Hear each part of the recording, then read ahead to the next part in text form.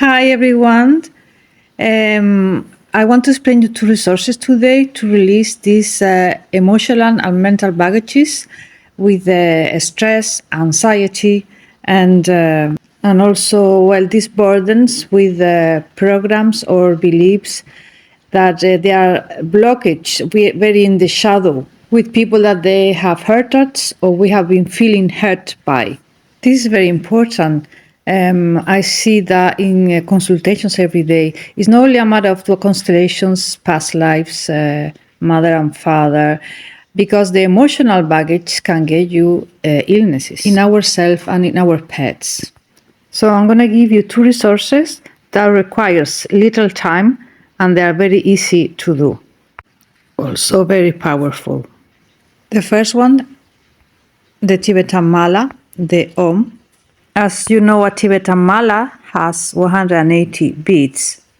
108 is 8 plus 1 is 9. That number has a big energy, it's not a coincidence. And you all know what is the Om, is that primary sound of the universe and has a powerful, very powerful vibration. You do it, I would recommend you to do once a day. When I started doing this, I was more or less 30 years old and I had a very complicated situation, very painful. And I had this idea to do 3 times per day. And as you know, there is healing crisis. And to release that harmful energy outwards, sometimes it's a little bit painful. But it's only because we take it out, we expel it. Because I did it 3 times per day, at that moment I had so much anxiety.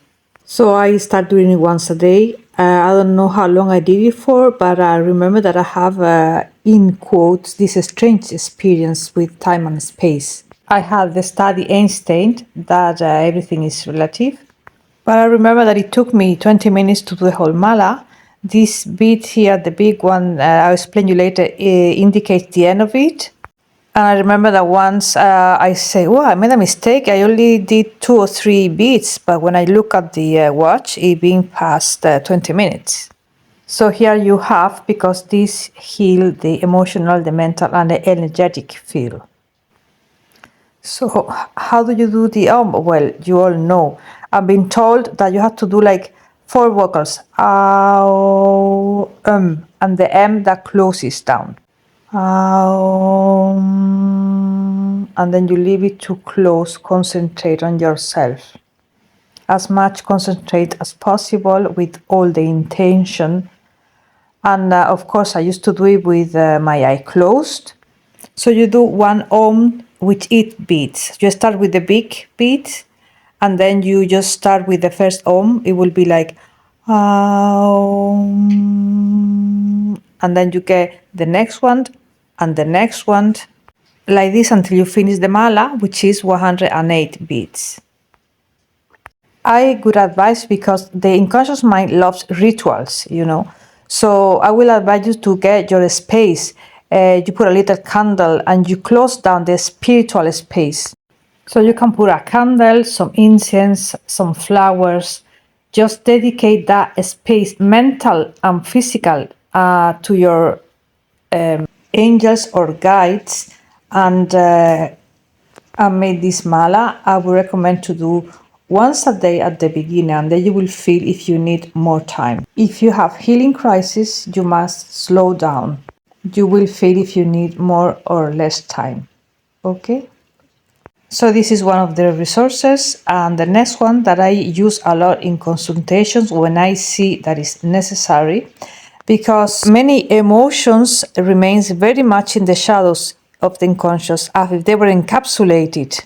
So for a therapist or for your own self, as you know, I teach online this course to learn how to release trapped emotions. As you know, it's a very powerful tool that we should even learn in school. There is numerous techniques to do this. I developed one that after many years of studying and practicing others, I have found to be the most healing. If you need or want more information about these courses, please don't hesitate and contact me.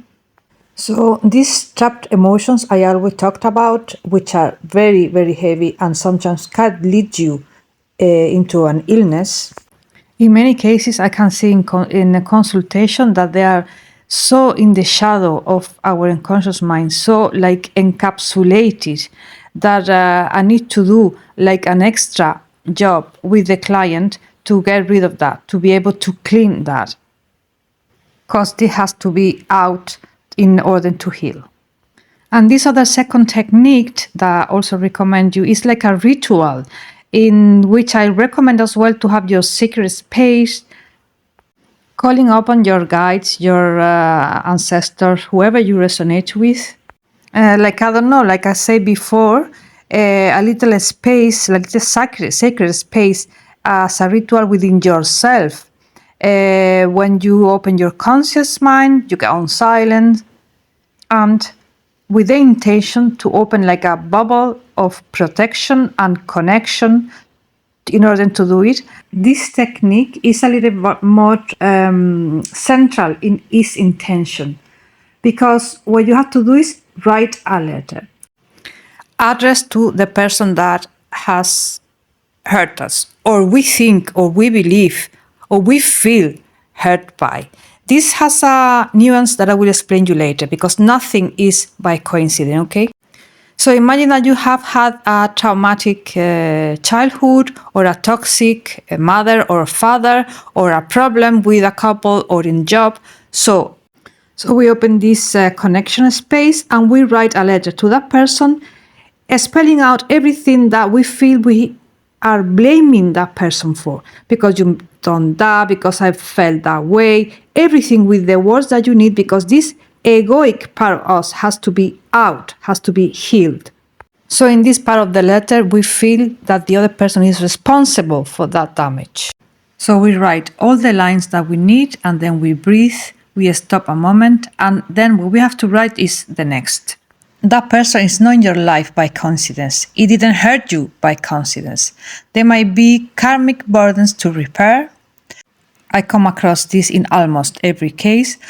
There might be a life lesson that we have packed as a soul, or there might be something in an ancestors. So that person might have been harmed by you in another life, in a way sometimes more brutal than what you are experiencing in this one. And sometimes it can be just a soul pact. After having let out that more egoic part of which I hold you responsible for this, for this, for this, and I don't mind if I have to cry, if I get mad, because everything that I need to get out is coming out. And I don't mind diving into the deepest and darkest without guilt and without fear of what I'm feeling. After this part in the letter, we write, as nothing happens by chance, I know that in another life I might have hurt you, or this is an agreement, or I have to hear something in our ancestors. So this part is very important to understand that you haven't been harmed without reason, because this has been agreed. And here we are already shifting the weight of blame away towards another aspect of this paradigm that is our life. So now we write this. Now I understand that has been a pact. I had to live this, or it was in my conscious, or it was in my soul, or simply you haven't been able to do it differently, which is another part of this 3D reality. You haven't been able to do it differently because you weren't taught how. Because if you were a perpetrator as a father or mother, it's because you suffered when you were a child too. Like a boss, like a partner, a couple, they don't have that consciousness. They can't open their eyes and see what they are doing. So after this part where we take another step forward in understanding why this is happening to us, there is another nuance here in this further step, which is that this person can't react differently because they can't. In their consciousness baggage, they can't. And after finishing this part with our words, we say, okay, I'm gonna make an effort to forgive. We don't like to use the forgive word because I will feel superior or you will feel superior to me. So simply, I understand what's happened is being part of my pact, and I will thank you for this. And now I thank you for all the good I have received. If you have been my mother, well, because you didn't abort me, because you have fed me, clothed me, educated me. So we express gratitude. And after expressing gratitude, we have to do an exercise, let's say wrong, of forgiveness, or better understanding, or comprehension towards the other person. It's like, well, now you have your own burdens. We have signed for this to happen, and that's it. And thank you. So here we push this other healing energy to avoid remaining in the victim role and in the reproach. So we do this letter. I normally send cycles of 3 days, 7 days, 9 days. As you know, odd number has an energy. Even numbers do too. But I like better the odd numbers. So between 1, 9, or 7 days, 3 days, minimum 1 day after you finish with the letter, you can place it, for instance, on a plate under a candle, being careful that nothing gets burned. You let the candle burn down, then you burn the letter, or you throw it away or bury it. This might seem silly, but the subconscious mind really enjoys rituals. There is like a click and the unconscious program gets released. If I'm gonna do this exercise, I don't know, 3 days, 7 days, 9 days, every day we have to burn the letter. If I want to do with the candle so that in my intention the energy transmutes until the candle burns down, then I have to burn the letter and either bury the ashes outside the house or flush them down the toilet. It's the same. I can also throw them in the trash outside the house. And you do this once a day. You burn or throw everything out once a day. If you do 3 days or 7 days or 9 days, every single day, more or less at the same time, you have to do the same. You'll see that as each day goes by, you have less burden.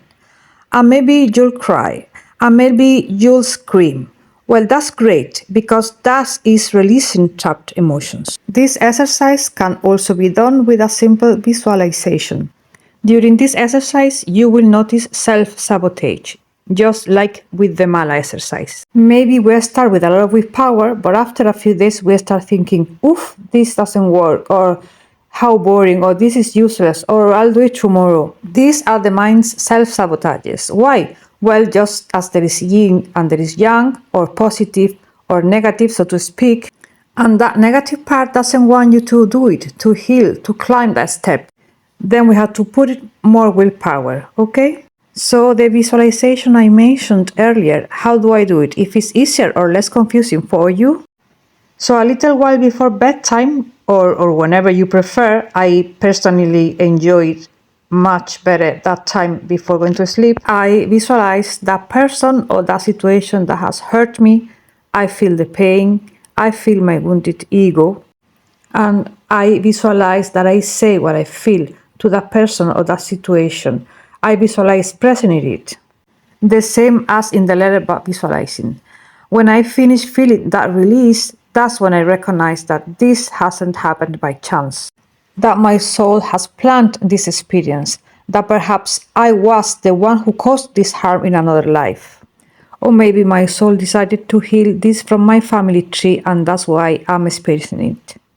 And when I acknowledge that with the words or in the way and visualization that I feel, so what I do is say thank you for being there, because with you and with this experience, I've climbed one more step in my evolution.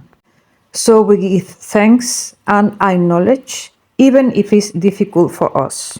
If you do the visualization and you've noticed a bit less intensity in the exercise compared to the letter, well, you can do it for as long as you need, for example, a month.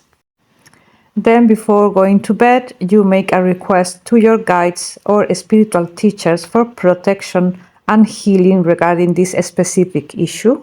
And you repeat it, as I mentioned, for as long as you need. I like very much at night or 7 days or 21 days, but you can do it perfectly for a month if you need it. So then, well, just let me know if it's going well for you, any doubts, and I hope it helps you. A big kiss.